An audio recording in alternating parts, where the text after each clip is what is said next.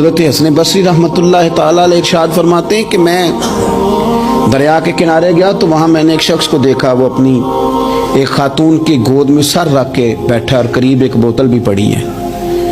میرے دل میں معاذ اللہ خیال آیا کہ دیکھو کس انداز میں ایک عورت کے ساتھ یہ ہے اور پاس بوتل بھی پڑی ہے، جانے شراب ہے۔ کہتے میں سوچ ہی رہا تھا کہ اچانک ایک کشتی آ رہی تھی دریا میں، وہ ہج کو لے کھائے، کشتی میں 4-5 لوگ تھے، وہ دریا میں ڈوبنے لگے۔ وہ آدمی تیزی سے اٹھا، دریا میں چھلانگ لگائی، پہلے ایک کو نکالا، پھر دوسرا نکالا، پھر تیسرا نکالا۔ اتنی جلدی فتویٰ؟ حضرت حسن بصری فرماتے ہیں میں پشیمان ہوا اور کہنے لگے حضرت آپ نے جلدی کی سوچنے میں، یہ بی بی میری ماں ہے اور یہ سرکے کی بوتل ہے۔